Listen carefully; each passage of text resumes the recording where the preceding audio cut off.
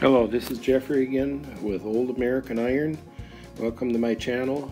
The following slideshow is made up of photographs from 20 years ago when I helped clear out my neighbor's estate, and this would basically be the beginning of my addiction with Old American Iron. I hope you enjoy the photos, and I have many more to come.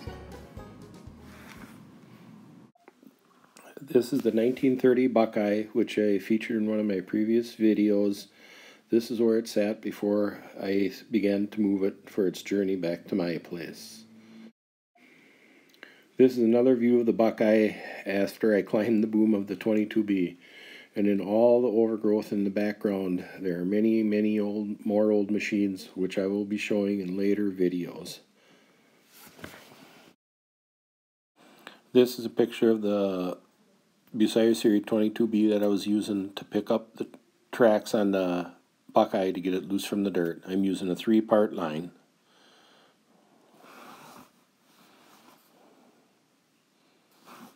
Here's a closer picture of the Buckeye as I had chained to the tracks to pick it up. It was pushing the 22B just about to its maximum. The back side of the tracks on the 22B were getting quite light.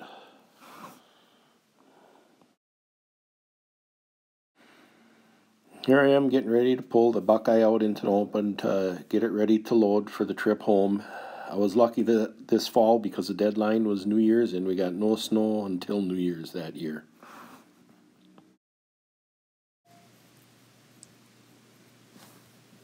This is a 1930 P&H before I began to move it. I remember as a teenager sitting in it and dreaming about running it. Little did I know that later in my life I would own it. This is the rear of the P&H looking at the engine. My original intention was to remove the engine and rebuild it and get the machine running so I could drive it from its spot, but I ran out of time and it had to be moved by the end of the year. This is the P&H from the other side. This is after I had dragged it out of the dirt and I had actually moved it a few feet, pulling it with the D7. So, as I say, I'm getting ready to get them loaded and hauled out. The P&H ready for its ride home. The Buckeye ready for its ride home.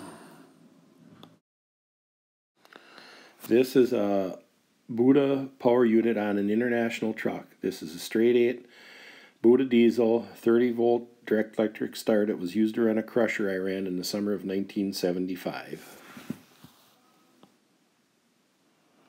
A front view of the International with the BUDA power unit. As you can see, everything here was sunk deeply into the dirt, and the 22B came in very useful lifting things out before I would try to move them.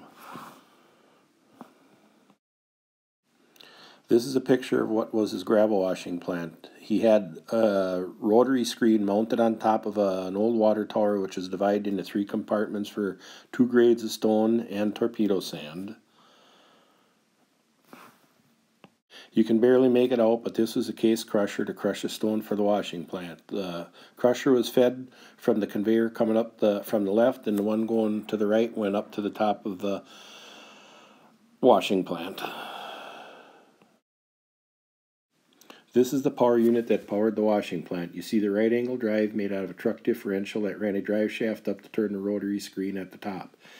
As you can see, everything was made out of parts they had available. Nothing was factory bought. This is the case crushing plant that was used to feed the washing plant. It hadn't been used since the late 30s, I believe. I now have this crusher home and operable. This is a Russell crushing plant, which he used into the early 50s. This is where it's at since that time, and I took pictures before I was getting ready to move it.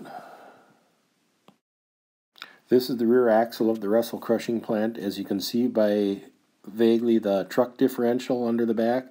Even then they repurposed items. This way they had hard rubber tires instead of the original solid steel wheels that were on it. Here I am once again using 22B to lift the wheels because I had to remove them to get the brake drums loose before I could move the Russell crushing plant. Here I am removing the other wheel. In order to get the brake drums loose, I had to unbolt the wheel from the brake drum, take it off, and then beat on the steel brake drum, which rang like a bell, for many hours after work in the evening before they would finally come loose.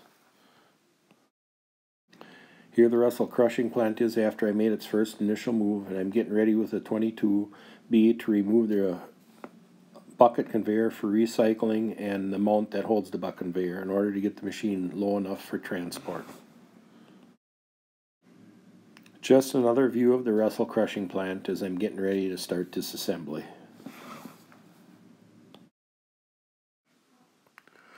The bucket conveyor removed to get the crusher plant ready for transport.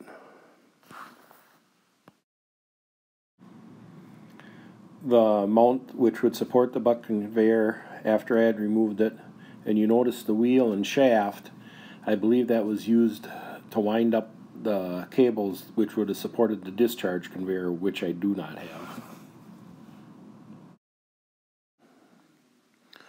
The Russell crusher ready for transport back to my property, and once again I want to thank you for watching my videos, and I will have many more slideshows on the old equipment on this property to come. Thank you once again.